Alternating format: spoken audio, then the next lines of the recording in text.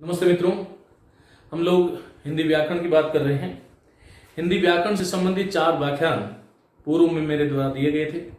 मित्रों, मैंने आपको एक बात बताई थी कि जिसको हम व्याकरण शास्त्र कहते हैं या जिसको हम एक तरह से भाषा कह रहे हैं, उस भाषा के 3 प्रमुख अंग होते हैं। वैसे तो मैंने आपको बताया था कि ध्वनि, फिर वर्ण, फिर अक्षर, फिर शब्द, फिर पद और फिर वाक्य। इस प्रकार ये भाषा में ध्वनि से लेकर वाक्य पर्यंत जो बहुत सारी इकाइयां फैली हुई हैं। लेकिन मित्रों, व्याकरण 3 बातों का विशेष अध्ययन करता है, जिसमें मैंने आपको बताया था कि वो एक तो वर्ण विचार है, एक शब्द विचार है और एक वाक्य विचार है। बस ये व्याकरण के 3 ही अंग है। मैं इसको अंग कहूं तो भी कोई अतिशयोक्ति नहीं होगी। वर्ण विचार हमारा संपूर्ण हो गया। उसके लिए 4 व्याख्यान मैंने दिए थे। उसमें भी आपको ध्यान रखना है कि उच्चारण संबंधी जो है वो, क्योंकि संस्कृत और हिंदी में समान होता है और आप लोग जैसा कि जानते हैं संस्कृत की कक्षाएं भी आप लोग लेते होंगे, तो संस्कृत में जो उच्चारण है वो हिंदी में उच्चारण है, दोनों की लिपि एक ही है। मित्रों, आज मैं हिंदी व्याकरण की विधिवत शुरुआत कर रहा हूं और उस शुरुआत से पहले आज की जो ये कक्षा होगी उसमें आपको ध्यान रखना है कि इस कक्षा में किसी प्रकार का कोई एक बिंदु नहीं पढ़ाया जा रहा है।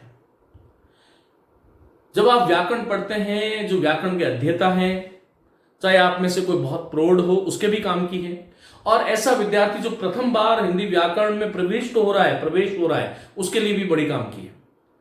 तो आज में एक व्याकरण है क्या, व्याकरण का स्वरूप क्या है, पूरी व्याकरण का स्वरूप क्या है, हिंदी व्याकरण जिसे हम कह रहे हैं, हम उसके बारे में बात करने वाले हैं। इसलिए मैंने आपको कहा कि व्याकरण में मैं आज किसी बिंदु विशेष की बात नहीं कर रहा। मैं यदि आज कोई यह सोच रहा है कि मुझे संधि पढ़नी है, संज्ञा, सर्वनाम, विशेषण या उपसर्ग प्रत्यय पढ़ना है, तो वो अभी से इस वीडियो को छोड़ दे। उस व्यक्ति के लिए क्लास है जिसने पूरी व्याकरण को एक बार मस्तिष्क में लेना है कि व्याकरण आखिर है क्या। और मित्रों, इस व्याकरण के स्वरूप को, जैसा कि मैंने आपको बताया था कि एक हमारी पुस्तक जिसे हिंदी वृहद व्याकरण कोश, वो भारतीय भाषाओं की सर्वाधिक बिकने वाली पुस्तक है, और पहली बार उसमें हमने इसका द्विविध विभाजन किया है पूरी व्याकरण को। विद्यार्थी को कैसे समझ में आए और उसको किस प्रकार से वो हृदयंगम कर सके पूरी व्याकरण को, उसके लिए पूरी व्याकरण शास्त्र को हमने 2 भागों में बांटा। और पहला जो भाग है व्याकरण का, इसको आप भाग कह लीजिएगा या पक्ष कह लीजिएगा। व्याकरण का जो पहला पक्ष है उसको हम बोलते हैं व्युत्पत्ति पक्ष, व्युत्पत्ति पक्ष। और दूसरा जो पक्ष है मित्रों, उसका नाम है व्याख्यात्मक पक्ष। जो इस कक्षा को सुन लेगा उसकी हिंदी व्याकरण जो है पूरी कराने की मेरी गारंटी है। क्योंकि हम डायरेक्ट, हमारी समस्या क्या होती है कि हम या तो संधि की तरफ चले जाते हैं या समास की तरफ चले जाते हैं।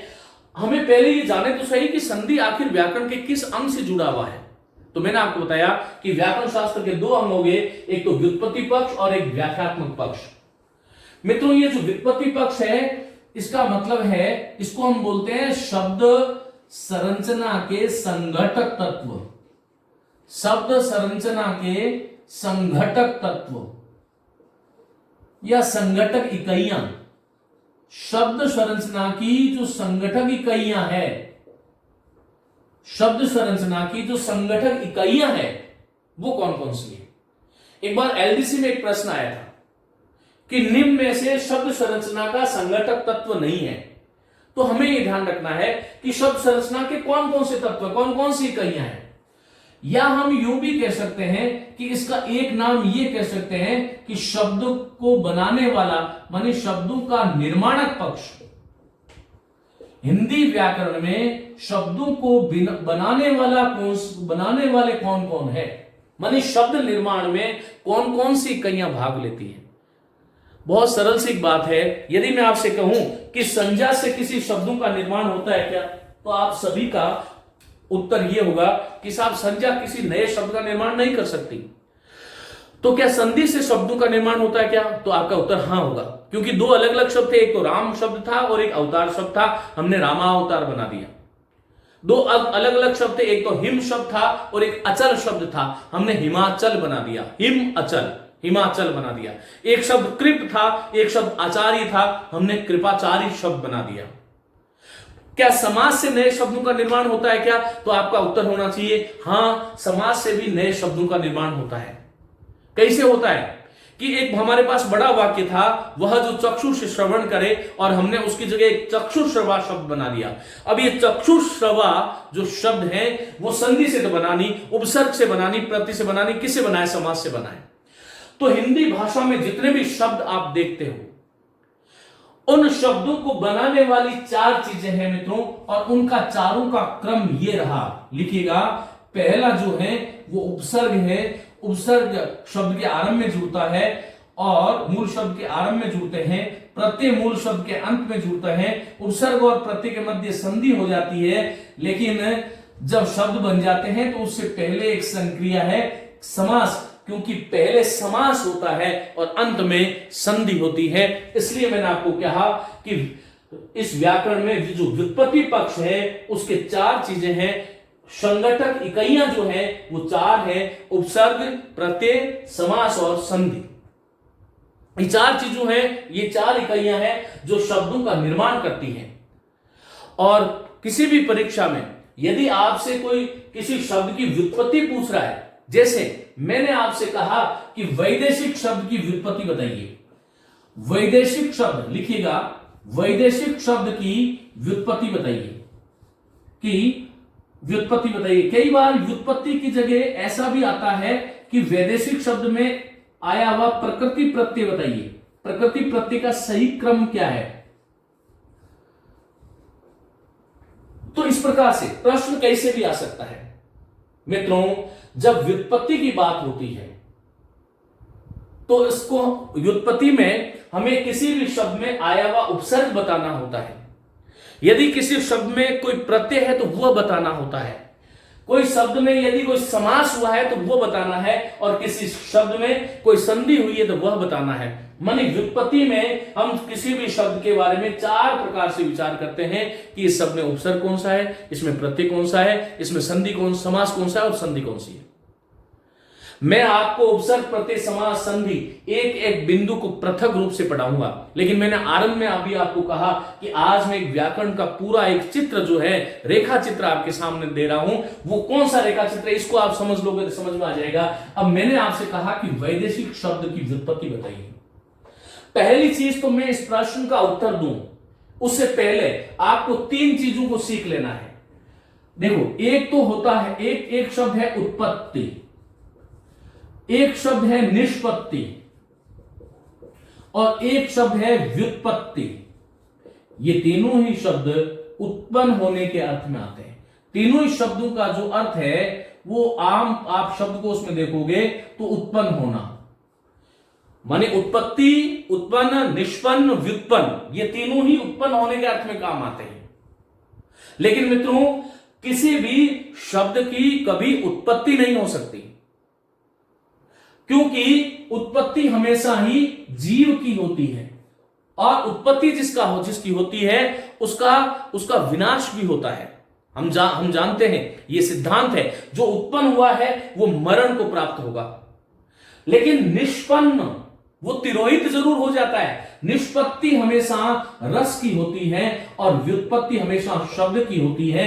शब्द कभी मरता नहीं, क्योंकि शब्द हमारे यहां पर ब्रह्म है। ये जब तक सृष्टि का चक्र चल रहा है, प्रलयकालीन वेला के अनंतर भी शब्द का अस्तित्व इस सृष्टि में रहता है। इसलिए कभी भी कोई भी शिक्षक यदि इस कक्षा को सुन रहे हैं तो वो भी ध्यान दें, किसी भी शब्द की, हालांकि आम तौर पे हम ऐसा बोल देते हैं, लेकिन किसी भी शब्द की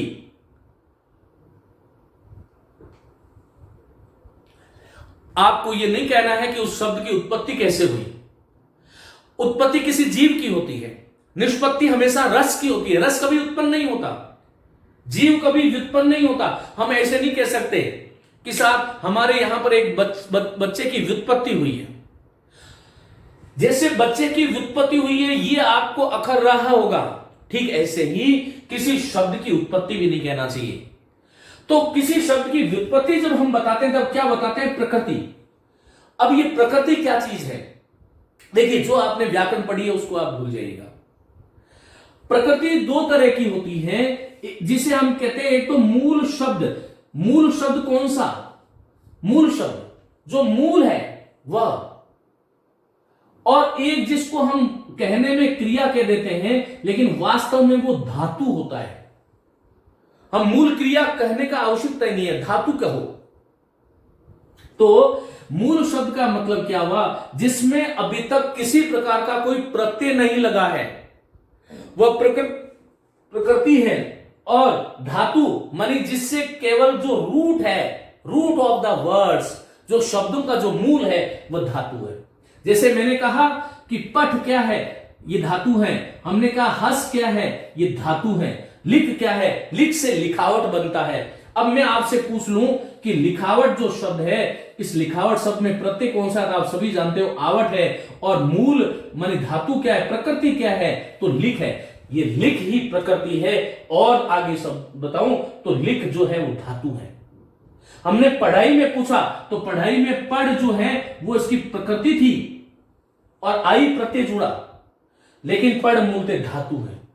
लेकिन मित्रों, जब मैंने आपसे कहा वैदेशिक शब्द, तो मैंने आपको कहा कि आपको यह ध्यान रखना है कि जब कभी भी किसी शब्द की आपको व्युत्पत्ति पूछे तो व्युत्पत्ति में आपको क्या बताना है, उसकी प्रकृति क्या है, उसमें उपसर्ग कौन सा है, उसमें प्रत्यय कौन सा है, उसमें समास कौन सा है, उसमें संधि कौन सी है।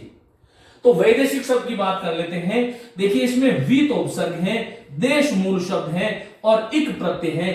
पहले तो सीधी सी बात है कि वी के साथ में जब देश जोड़ोगे तब शब्द विदेश बना, और विदेश में जब इक प्रत्यय जोड़ोगे तब ये इक जोड़ने के कारण व में जो ई दिखाई दे रहा है, ह्रस्व ई मित्रों, इसके कारण आई हो जाता है, जिसको हम व्याकरण में आदि वृद्धि होना कहते हैं। ये आदि वृद्धि, मेरा कोई ऐसा बालक जो पहली बार सुन रहा हो वो घबराना मत। क्यों होता है ऐसा, ये हम आगे की कक्षाओं में आपसे बात करेंगे। प्रत्यय जब मैं पढ़ाऊंगा हिंदी का सबसे, वैसे तो सारे प्रकरण अच्छे हैं, लेकिन जिसने प्रत्यय को पढ़ लिया उसने पूरी हिंदी व्याकरण को पढ़ ली, ये ध्यान रखना।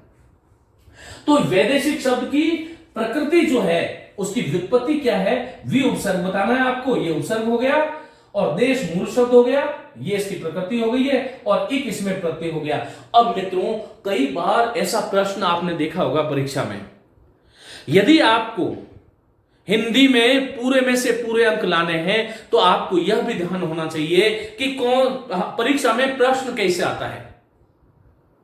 विद्यार्थियों, परीक्षा में प्रश्न कई बार ऐसा आता है कि आपको 4 विकल्प दिए जाएंगे, उसमें आपको यह पूछा जाएगा कि किस शब्द का निर्माण केवल उपसर्ग से हुआ है, किस शब्द का निर्माण केवल प्रत्यय से हुआ है। कई बार आपसे यह पूछा जाता है कि कौन से शब्द में उपसर्ग और प्रत्यय इन दोनों का योग है।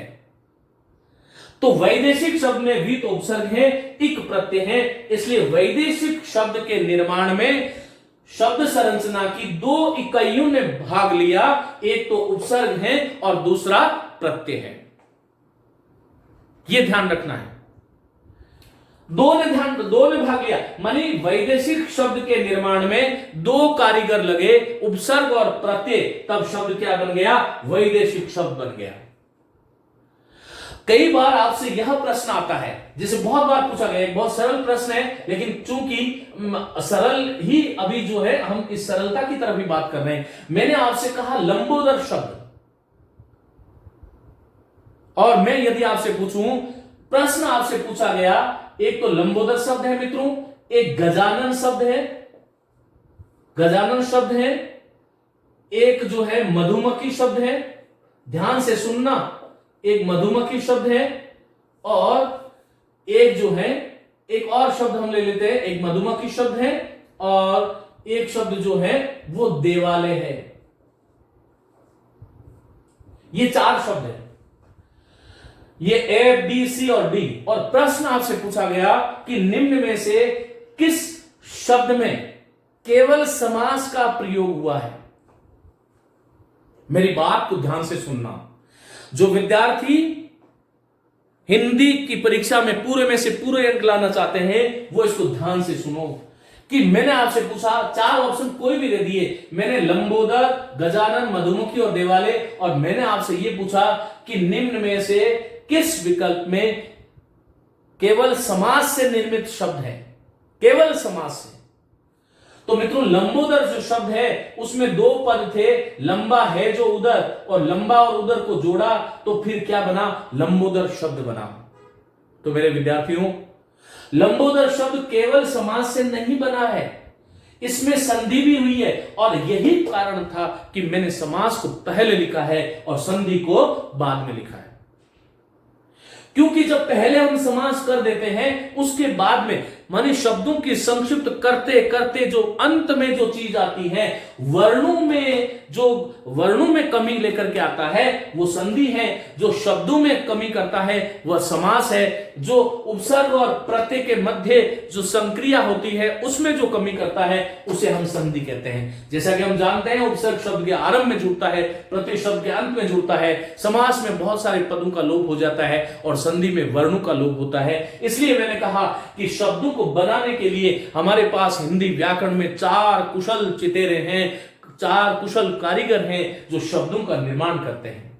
और अब मैं आपको कह रहा हूं कि ये वापस आओ कि निम्न में से किस शब्द में केवल समास से निर्मित शब्द है। तो लंबोदर जो शब्द है इसमें समास कौन सा होगा, सभी कल्पना कीजिएगा। लंबा है जो उदर और लंबा है जिसका उदर, ये दोनों हो सकते हैं। अभी मैंने समास नहीं पढ़ाया है इसलिए ज्यादा माइंड मत लगाना कि लंबा है जो उदर तो कर्मधारय है और लंबा है जिसका उदर बहुब्री है। तो ये दोनों कैसे हो सकते हैं, समास में विवक्षा महत्वपूर्ण है, माने कि मेरी इच्छा क्या है यह महत्वपूर्ण है। और मित्रों खैर अभी हम उस पर नहीं जा रहे, जब अलग अलग टॉपिक जब हम बिंदु की बात करेंगे उस दिन इन एक एक शब्दों को लेकर के मैं विस्तार से आपके सामने आने वाला हूं। लंबा है जिसका उदर लंबोदर बना, और यहां पर इसलिए पहले समास हो गया फिर संधि हो गया, इसलिए ये शब्द जो है वो संधि और समास, वैसे मुझे कहना ऐसा चाहिए, ये मैं गलत कह रहा हूं कि समास और संधि, क्योंकि पहले किसी शब्द में समास होता है और अनंतर जो 2 पद पीछे रह जाते हैं उसमें यदि संधि का कोई निमित्त उपस्थित है, माने संधि होने के योग्य वो 2 शब्द है, तो उसमें हमें संधि भी करनी चाहिए। लेकिन हर जगह जहां पर समास होता है वहां पर आप संधि करो और ये धमकी देने लग जाओगे तो ये गड़बड़ बात है। हां, लंबोदर शब्द में मैं कह सकता हूं समास भी है और संधि भी है। गजानन शब्द सभी जानते हैं, गजानन का विग्रह क्या होता है। कुछ लोग गज के समान है जिसका आनंद ऐसा विग्रह कर लेते हैं, मेरी बात को ध्यान से सुनना, लेकिन गज के समान है जिसका आनंद, ये विग्रह इसका सही नहीं है। सही विग्रह है गज के आनंद के समान है आनंद जिसका, पूरे गज के समान गणेश जी नहीं है, उस गज का जो आनंद है उतना ही गणेश है। इसलिए गजानन शब्द जो है, देखो कुल मिलाकर के अभी वो विषय नहीं है, लेकिन गज और आनंद 2 पद पीछे रहे थे और फिर हमने यहां पर तो गुण संधि कर ली थी, इसमें दीर्घ संधि कर ली, इसलिए ये भी समास और संधि से दोनों से निर्मित है। ये देवों का आलय, देखो हिमालय हिंद से निर्मित है जो आलय, विद्यालय विद्या के लिए आलय, लेकिन देवालय कहा विग्रह, कभी भी देवताओं के लिए आलय नहीं करना है। कोई कारण है आगे मैं बताऊंगा। यहां पर देव का आले, यहां पर का को हटा दिया, ये समास में हमने शब्द को कम कर दिया, व वाला अ आले वाला आ जुड़ करके संधि हो गया और ये शब्द देवालय बन गया। इसका मतलब लंबोदर, गजानन और देवालय ये तीनों शब्द तो समास और संधि दोनों से निर्मित है। और कोई गंभीर अध्येता, गंभीर विद्यार्थी इस कक्षा को सुन रहा है तो उसको समझ में आ रहा होगा कि पिछले 5 साल से इस प्रकार के बहुत प्रश्न आने लगे हैं कि किस समास में, किस शब्द में केवल उपसर्ग है, किस शब्द में कौन सा ऐसा शब्द है चारों में से जिसमें उपसर्ग और प्रत्यय दोनों है, कौन सा शब्द है जो केवल समास की प्रक्रिया से निर्मित है और कौन सा शब्द है जिसमें समास और संधि दोनों है, कौन सा शब्द है जो केवल संधि से निर्मित है। इस प्रकार के प्रश्न बहुत आने लगे हैं और इनका उत्तर आप इसी कक्षा से दे पाओगे। मैंने आपको तरीका आपको बता रहा हूं। अब ये मधुमक्खी शब्द पीछे रह गया। मधुमक्खी जो है उसमें मध्यम पदलोपी तत्पुरुष समास है, मधु को एकत्र करने वाली है जो मक्खी, उसको हम बोलते हैं मधुमक्खी। तो यहां पर मधु एक शब्द है, मक्खी एक शब्द है, बीच में वर्ण में किसी प्रकार का विकार नहीं हुआ। इसका मतलब ये मधुमक्खी जो शब्द है, ये मधुमक्खी केवल और केवल किससे निर्मित है, समास से। और मेरा प्रश्न इन चारों में से मैंने आपको ये पूछा था, निम्न में से कौन सा शब्द केवल समास की प्रक्रिया से संपन्न है, समास की प्रक्रिया से निर्माण हुआ है, समास की संरचना लिए हुए है, या कौन सा जिसकी व्युत्पत्ति में केवल समास ने भाग लिया है। तो ऐसे आपको उत्तर देना चाहिए। चलिए, तो ये तीन चीजें मैं आपको बता रहा था, उत्पत्ति, निष्पत्ति और व्युत्पत्ति। और इसी के साथ में अब वापस वहां पर मैं आ जाता हूं कि हमारी भाषा में ये चार चीजें हैं। कौन कौन सी? उपसर्ग, प्रत्यय, समास और संधि। इनसे हम नए शब्दों का निर्माण करते हैं। उपसर्ग से नए शब्दों का निर्माण होता है। यदि उपसर्ग नहीं होता तो हमारी भाषा में जो आज इतना वैविध्यपूर्ण शब्दों का भंडार जो देखने को मिल रहा है, वैसे भंडार शब्द गलत है, शब्द होना चाहिए भंडार। क्यों होना चाहिए? शुद्धाशुद्ध शब्द विवेक में बात करने वाला हूं, वहां सुनना। और ये चार चीजें हैं, उपसर्ग, प्रत्यय, समास और संधि। इनसे नए शब्दों का निर्माण होता है। इसलिए मैंने इसको कहा कि ये चारों चीजें जो है वो शब्दों की निर्माणक इकाइयां हैं, शब्दों को बनाने वाली हैं। इससे हम व्याकरण में क्या देते हैं, किसी शब्द की क्या बताते हैं? तो व्युत्पत्ति बताते हैं साहब। उपसर्ग से नए शब्द का निर्माण होता है। जैसे मैंने एक कुछ उदाहरण दे देता हूं, एक एक उदाहरण दे देता हूं, और फिर जब मैं उपसर्ग पढ़ाऊंगा उस दिन इसके बारे में विशेष बात करूंगा। लेकिन आज इस कक्षा को जो विद्यार्थी सुन लेगा उसके एक पूरा विहंगम चित्र पूरी व्याकरण का उपस्थित हो जाएगा। और इस कक्षा का मेरा लक्ष्य यही है। मैंने आपको कहा कि योग शब्द है। अब हालांकि योग शब्द भी युज धातु से, माने धातु बताई थी मैंने अभी आपको, युज धातु से अप्रत्यय, और ये एलडीसी में पूछा गया है। युज में अ जुड़ा तो योग बना, रुज में अ जुड़ा तो रोग बना, भुज में अ जुड़ा तो भोग बना। लेकिन मैं योग शब्द को ले रहा हूं, और योग शब्द देखो, योग का अर्थ होता है जोड़ना। लेकिन आ जुड़ा तो शब्द आयोग बना, अब इसका अर्थ भी अलग हो गया। और वी जुड़ा तो क्या बना? वियोग बना। और देखो उप जुड़ा तो क्या बना? उपयोग बना। और सम जुड़ा तो क्या बना? सहयोग बन गया। निर जुड़ा तो निर्योग बन गया। अनु जोड़ दिया तो अनुयोग बन गया। प्रति जोड़ दिया तो प्रतियोग बन गया। कु उपसर्ग जोड़ दिया तो कुयोग बन गया।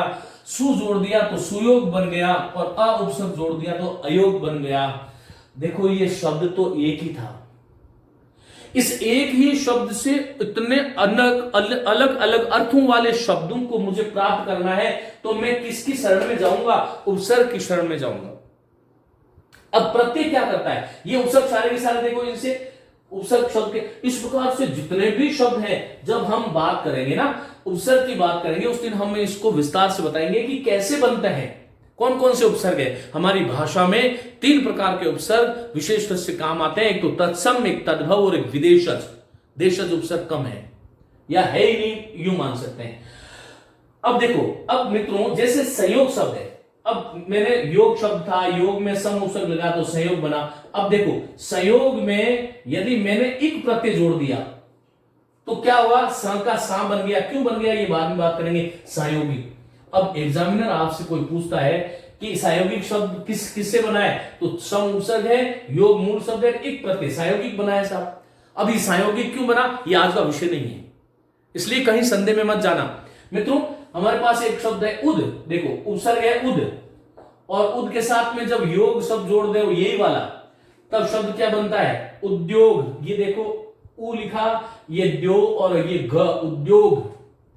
और उद्योग में हमने इक जोड़ दिया तो इक जोड़ने से उ की आदि वृद्धि, उ का हमेशा ही औ हो जाता है। 7 प्रत्यय हैं हमारी हिंदी व्याकरण में जो आदि वृद्धि करते हैं। अ, ई, इक, ए, आयन, य। तो उ का तो औ बन गया, फिर द्यो और फिर ग हलन करते हुए इक जोड़ दिया। ये क्यों कैसे बन रहा है ये बाद में बात करेंगे। तो शब्द बन गया औद्योगिक। और फिर इसमें करण प्रत्यय जोड़ दिया तो ये फिर करण प्रत्यय से पहले हमेशा ही की आ जाता है, दीर्घ होता है, तो शब्द क्या बनेगा? औद्योगिकीकरण। अब ये औद्योगिकीकरण शब्द किसे बना? उद धन योग धन इक धन करण। ये इतना शब्द जब आया तब शब्द क्या बना? औद्योगिकीकरण। शब्द कैसे बनते हैं ये सिखाऊंगा मैं, सीखना आपको है। मैं आपको इस बात की गारंटी देता हूं कि जो मेरी ये कक्षाएं हैं उनको यदि आपने ढंग से सुना तो कोई भी ऐसा शब्द नहीं, आप जैसे ही शब्द देखोगे देखते ही आप उसका जो है विश्लेषण कर दोगे कि इसमें ये उपसर्ग है, ये प्रत्यय है, ये इसमें समास है, ये इसमें संधि है। तो मित्रों मनी कोई भी शब्द किस प्रकार से देखो, आ यो, अब आ और योग से क्या? आयोगित, आयोजित, इस प्रकार के बहुत सारे अनुयोग, वियोग, प्रतियोग, और देखो प्रति और योग जुड़ा, और प्रति उपसर्ग था, योग जुड़ा, और फिर ता प्रति जोड़ने तो इतना आ जाता है, शब्द बनता है प्रतियोगिता। प्रतियोगिता, अब ये इसमें उपसर्ग भी है और प्रत्यय भी है, तो प्रतियोगिता जो शब्द है उसमें उपसर्ग भी भाग ले रहा है, प्रत्यय भी भाग ले रहा है। इस प्रकार हमारी हिंदी भाषा में 4 प्रकार की चीजें हैं, या 4 चीजें हैं जो नए शब्दों का निर्माण करती हैं। और आपसे आज के बाद में कोई यह पूछे कि शब्द व्युत्पत्ति पक्ष से कौन कौन सी चीजें जुड़ी हुई है, तो सबका उत्तर एक साथ आना चाहिए कि भाई हिंदी व्याकरण में उपसर्ग, प्रत्यय, समास और संधि, ये जो है शब्द संरचना की संगठक इकाइयां हैं, ये हमें ध्यान रखना चाहिए। चलिए मित्रों, मैं दूसरे पक्ष की बात कर रहा हूं। पहला पक्ष था व्युत्पत्ति पक्ष व्याकरण का, और दूसरा जो पक्ष है ना वो है विश्लेषणात्मक पक्ष, जिसको मैंने लिखा था विश्लेषणात्मक पक्ष। इसी को दूसरा नाम हम लोगों ने दिया है, वो है व्याख्यात्मक पक्ष। व्याख्यात्मक पक्ष, विश्लेषणात्मक पक्ष और व्याख्यात्मक पक्ष। विद्यार्थियों, जैसे उपसर्ग, प्रत्यय, समास और संधि से हम क्या करते हैं, किसी भी शब्द की व्युत्पत्ति बताते हैं, माने उस शब्द की प्रकृति, और प्रत्यय बताने में जो काम आता है वो ये 4 चीजें हैं। और किसी शब्द विश्लेषणात्मक पक्ष से क्या करते हैं, अपन किसी पद का परिचय देते हैं, इसलिए पद परिचय में ये चीजें काम आती है। ये आप यदि ढंग से देखोगे तो ऐसी कोई हिंदी की परीक्षा नहीं होती जिसमें पद परिचय नहीं पूछा जाता। इससे हम शब्दों की व्युत्पत्ति बताते हैं, और इस पक्ष से हम शब्दों के परिचय देते हैं, मानी पदों का परिचय देते हैं। और इसके 3 भाग होते हैं, इसके 3 भाग होते हैं विश्लेषणात्मक पक्ष के। मित्रों, हमारी हिंदी भाषा में कुछ पद है विकारी, कुछ पद है अविकारी, और कुछ पद है जो विकारियों में विकार उत्पन्न करने वाले हैं, और उसको हम बोलते हैं विकारक। विकारी शब्द कैसे बना है, वी उपसर्ग है। देखो, यदि इसकी व्युत्पत्ति बताऊं तो वी उपसर्ग है, और घबराना नहीं है, क्री मूल शब्द था, क्री में अ प्रति जुड़ता है, तब पहले कर बनता है, फिर कार बनता है, और कार में ई जोड़ दिया तो कारी बन गया। कारी करने वाला होता है विकारी, जिनमें विकार उत्पन्न होता है वो विकारी शब्द है। तो वी उपसर्ग और कार से ई प्रति जुड़ा तो विकारी बन गया। इस प्रकार से आपको ध्यान रखना है, क्योंकि जब मैं आपको अभी थोड़ा इसलिए डर रहा हूं कि कहीं ज्यादा बताने से आपको कहीं संदेह में नहीं आ जाए वहां,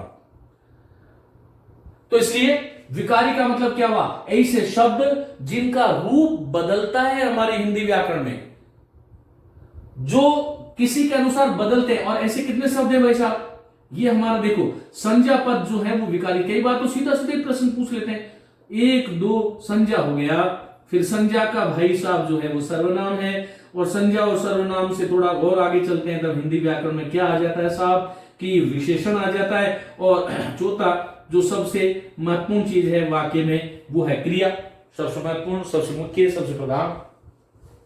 तो हिंदी भाषा में 4 चीजें ऐसी हैं जो विकारी हैं, संज्ञा, सर्वनाम, विशेषण और क्रिया। इन चारों में विकार उत्पन्न होता है, इसलिए विकारी है। अब वो विकार उत्पन्न करने वाले को क्या बोलते हैं, विकारक। तो संज्ञा में विकार उत्पन्न कौन कर सकता है, लिंग कर सकता है। लिंग के कारण संज्ञा में विकार उत्पन्न होता है, जैसे लड़का से लड़की बनता है, बालक से बालिका बनता है, घोड़ा से घोड़ी बनता है, बहुत सारे शब्द है। तो लिंग के कारण विकार होता है, या फिर वचन के कारण घोड़ा घोड़ू, लड़के लड़कों। कार्य के कारण लड़के ने लड़के को, लड़के के लिए, लड़के का, के, की, लड़के में, हे लड़के, तो कारक के अनुसार भी होता है। या विकारक तत्व जो है वो काल होता है, काल के अनुसार संज्ञा में विकार नहीं होता। ये आज का विषय नहीं है। फिर काल है, फिर वाच्य है, और फिर पुरुष है। आज तो मैं केवल आपको ये बताना चाह रहा हूं, जो इस कक्षा को सुन रहे हैं, वो मेरा इस कक्षा का केवल और केवल उद्देश्य इतना है कि इस कक्षा के माध्यम से आप ये जान जाओ कि हिंदी व्याकरण में हमें पढ़ना क्या है, हिंदी की रूपरेखा क्या है। हम पहले ये तो जाने कि जिस जगह पे हमें जाना है उस जगह कौन कौन सी जगह है जहां पर हमें घूम के आना है। तो पहले हम इनमें घूमेंगे, फिर हम इधर जाएंगे, संज्ञा पढ़ेंगे, फिर सर्वनाम, विशेषण, क्रिया पढ़ेंगे। और इनसे क्या देते हैं हम, किसी पद का परिचय। अरे भाई मैंने कहा कि वह लड़का जा रहा है, अब आपसे इसमें पूछे कि वह पद का परिचय क्या है, तो वह लड़का, वह क्या है, सार्वनामिक विशेषण है, एक वचन है साहब, जा रहा है, क्रिया का कर्ता का काम भी कर रहा है, क्योंकि संज्ञा और सर्वनाम ये दो ही चीजें हैं जिसमें कर्ता बनने का सामर्थ्य है हिंदी व्याकरण में। ये ध्यान रखना, जो बातें बोल रहा हूं वो नोट करना, ये आगे बहुत बार आएगी। तो मित्रों, संज्ञा सर्वनाम विशेषण क्रिया ये विकारी है, और इन विकारियों में विकार उत्पन्न करने, देखो विकारक मानी जो विकार उत्पन्न करता है किसी भी शब्द में, या तो लिंग के कारण विकार उत्पन्न होता है, या फिर वचन के कारण, या कारक के कारण, या काल के कारण, या वाच्य के कारण, या पुरुष के कारण। इन 6 अंग है हिंदी व्याकरण में जिनको हम विकारक कहते हैं। ये व्याकरणिक कोटियों के अंतर्गत गिने जाते हैं, ये विकारक है। और अविकारी जो सदा सर्वदा एक जैसे रहते हैं, लिंग कोई भी आ जाए, अविकारियों को कोई फर्क नहीं पड़ता, और उसमें पहला जो है वो है क्रिया विशेषण। ये ध्यान रखना, यदि आपसे कोई पूछे कि क्रिया विशेषण क्या है, तो आपका सीधा उत्तर होना चाहिए कि अविकारी है ये, क्योंकि क्रिया विशेषण क्या होता है, जो क्रिया की विशेषता बताते हैं। लड़की धीरे धीरे चलती है, लड़का धीरे धीरे चलता है, भैंस धीरे धीरे चलती है, हाथी धीरे धीरे चलते हैं, लड़के धीरे धीरे चलते हैं, लड़कियां धीरे धीरे चलती हैं। इसमें धीरे धीरे कभी बदलता ही नहीं है, चाहे कोई भी लिंग हो, कोई भी वचन हो, कोई भी कारक, कोई भी पुरुष हो, कोई भी काल क्यों न हो, क्रिया विशेषण कभी भी अपना रूप नहीं बदलते। और इन अविकारियों को हम हिंदी में अव्यय के नाम से भी जानते हैं। कुछ लोग इन सब को निपात भी कह देते हैं, लेकिन वह निपात कहना कितना सही है कितना गलत, उसके बारे में आज हम बात करने वाले नहीं। आज मुख्य चीजें की बात कर रहे हैं। एक तो क्रिया विशेषण है, फिर दूसरा जो है मित्रों अविकारी शब्दों में हिंदी व्याकरण में आता है कि समुच्चय बोधक जो अव्यय है, जो दो वाक्यों या दो शब्दों को जोड़ने का काम करते हैं, वो समुच्चय बोधक अव्यय है। क्रिया विशेषण जो क्रिया की विशेषता बताते हैं, और तीसरा जो है वो संबंध सूचक है। वाक्य में जो है किसी संज्ञा से क्रिया का जो संबंध जोड़ने वाला है वो संबंध सूचक है। और वाक्य का जो गौण शब्द भेद है जिसको हम विस्मयादि बोधक कहते हैं, ये मैं आपको इनके बारे में, ये बहुत ही रोचक चीजें हैं, सारी की सारी हिंदी व्याकरण की ऐसी चीजें हैं कि हम लोग क्या करते हैं कि उपसर्ग प्रत्यय समास और संधि पढ़ाई, और शिक्षक भी इतना ही करते हैं। ये 4 चीजें पढ़ाई और हिंदी का जो है पाठ्यक्रम संपूर्ण मान लिया जाता है। मित्रों, हिंदी लिखना यदि सीखना है, शब्दों को शुद्ध लिखना सीखना है, तो उपसर्ग प्रत्यय समास संधि आना चाहिए। पढ़ाना सीखना है, शब्दों को ये चीजें आनी चाहिए। लेकिन भाषा के प्राण को समझना है, भाषा में वाक्य की संरचना को सीखना है, यदि आपको शुद्ध लेखन करना है आपको, तो ये चीजें आपको जब तक पदों का परिचय नहीं जानोगे, संज्ञा सर्वनाम विशेषण क्रिया विशेषण समुच्चय बोधक संबंध बोधक विस्मयादि बोधक लिंग वचन कारक काल वाच्य पुरुष, जब तक आपकी व्याकरण अधूरी है। पाठ्यक्रम में भले ही हो सकता है कि इसमें से कुछ चीजें हैं कुछ चीजें नहीं है, ऐसा ही जैसी परीक्षाओं में तो ये पूरा का पूरा पाठ्यक्रम होता है, पूरी हिंदी व्याकरण होती है। लेकिन मित्रों, इसमें यदि केवल विकारक ही दे दिए तो आपको ये विकारक तभी समझ में आएंगे, यदि लिंग और वचन भी दे दिए तो ये तभी समझ में आएगा जब आप इनको देखोगे।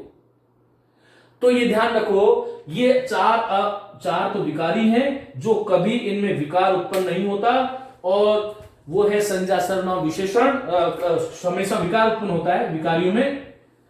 ये 4 चीजें हैं जो विकारक के अनुसार अपना रूप बदल देती हैं, और ये 4 चीजें हैं जो कभी विकारक के अनुसार अपना रूप नहीं बदलती, और ये 6 चीजें हैं जो विकारियों में विकार उत्पन्न कर देती है।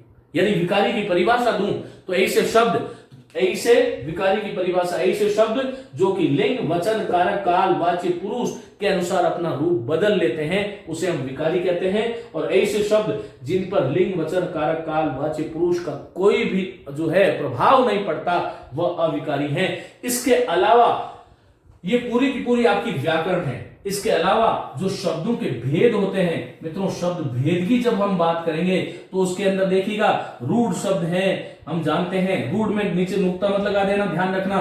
ढ में हम बिंदु लगा देते हैं, क्यों नहीं होगा ये पूछने, हम बाद में बात करेंगे। रूढ़ है, यौगिक है, योग रूढ़ शब्द है, और शब्दों के जो अन्य भेद जो है, जिसको हम पर्याय कहते हैं, जिसको हम विपरीतार्थक या विलोम शब्द कहते हैं, या हम समानार्थक या अनेकार्थक कहते हैं, और इसके साथ में जो और भी जो है शब्द युग में जो है समूच्चारित भिन्नार्थक शब्द जो है, और इसके साथ में चौथी चीज जो व्याकरण जिसकी बात करती है वो कौन है, वाक्य विचार। तो ये पूरी व्याकरण है। इस पूरी व्याकरण का एक चित्र आपके मस्तिष्क में खींचना, मस्तिष्क में चित्रित कर देना मेरी आज की इस कक्षा का उद्देश्य था। मित्रों, मैं समझता हूं कि इस कक्षा से आपको व्याकरण को समझने में बहुत ही अद्वितीय सहयोग और सहायता मिलने वाली है। आपने ये सीखा होगा कि हम ये वाली जो चीजें हैं इससे हम पदों का परिचय देते हैं, ये वालों से हम शब्दों का प्रकार जानते हैं और इनसे हम शब्दों को बनाना जानते हैं। और इसको यदि पूरी को मैं एक डिब्बे में बंद कर दूं तो उसको हम क्या बोलेंगे, व्याकरण का स्वरूप बोलेंगे। तो हिंदी व्याकरण का कैसा स्वरूप है इस विषय में हमने बात करी। आगे फिर अभी हम आगे की क्लास जो होगी उसमें हम शुरू करेंगे उपसर्ग प्रत्यय समास और संधि, यहां से हम शुरू करेंगे और फिर हम इधर चलेंगे, क्योंकि मैं हालांकि संज्ञा सर्वनाम विशेषण और क्रिया से शुरू करना ज्यादा उचित समझता हूं, लेकिन बहुत सारे विद्यार्थियों की ये मांग है कि सर आप जो है उपसर्ग प्रत्यय समास से शुरू करें, तो यहां से हम शुरू करेंगे और फिर हम आगे तक चलेंगे।